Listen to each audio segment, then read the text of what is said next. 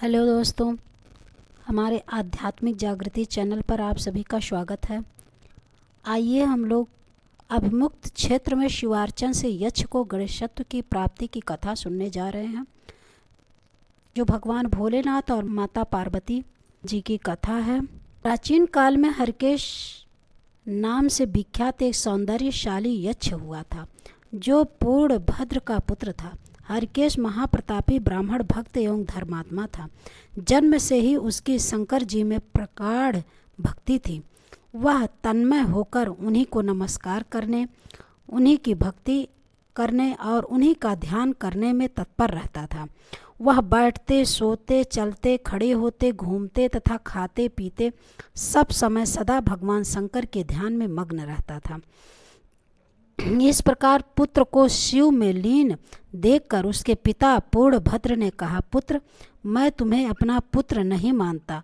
मुझे ऐसा प्रतीत होता है कि तुम अन्यथा ही उत्पन्न हुए हो, क्योंकि यक्ष कुल में उत्पन्न होने वालों का आचरण ऐसा नहीं होता।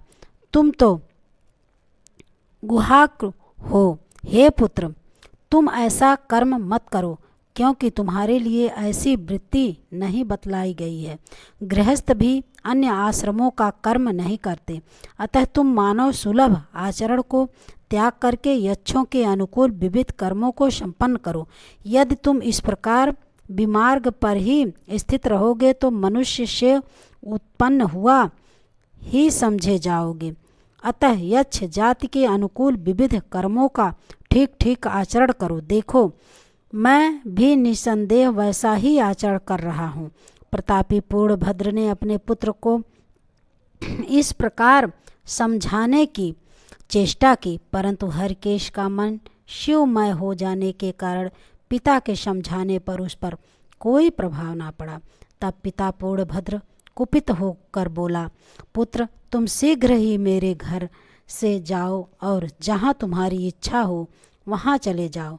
पिता के शब्दों को सुनकर उनकी आज्ञा का पालन करते हुए वह हरकेश यक्ष अपने गृह तथा संबंधियों का त्याग कर निकल पड़ा और अभिमुक्त क्षेत्र वाराणसी में जाकर अत्यंत दुष्कर तपस्या में संलग्न हो गया। वहाँ वह इंद्रिय समुदाय को संयमित कर शुष्काष्ठ और पत्थर की भांति निश्चल हो एकटक स्थाणु की भांति स्थित हो गया।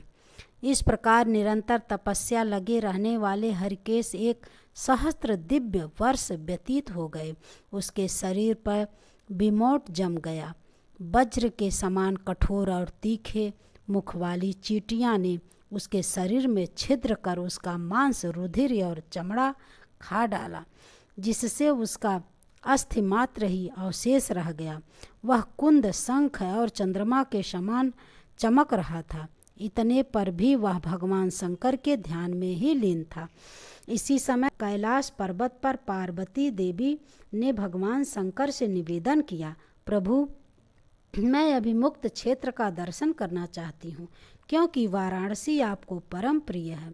इस प्रकार भवानी द्वारा निवेदन किए जाने पर भगवान शंकर पार्वती के साथ वहाँ से चल पड़े और अभिमुक्त क्षेत्र का उन्हें दर्शन कराते हुए उसकी महिमा का वर्णन करने लगे।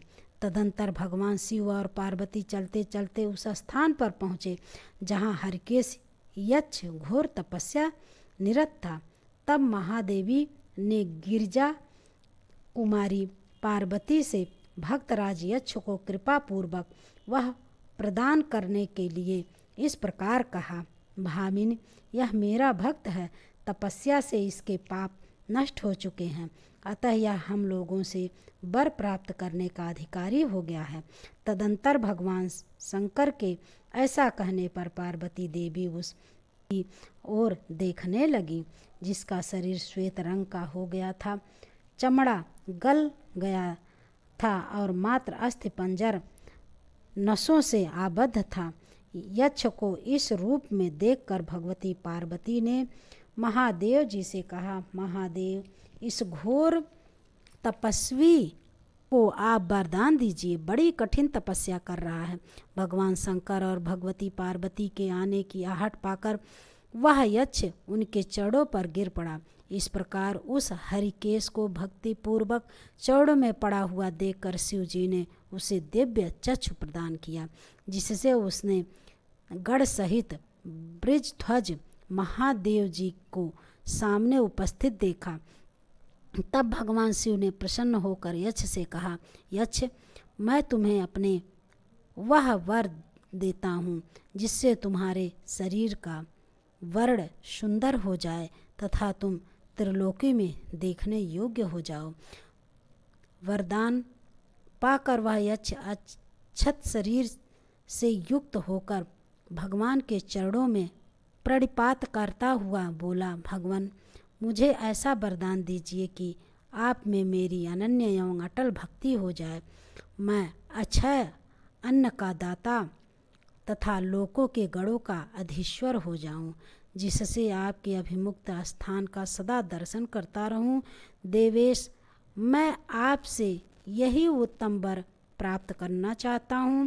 भगवान शिव ने पुनः वर देते हुए कहा, यक्ष, तुम जरा मरण से विमुक्त, संपूर्ण रोगों से रहित, सबके द्वारा सम्मानित धनदाता गणाध्यक्ष होगे।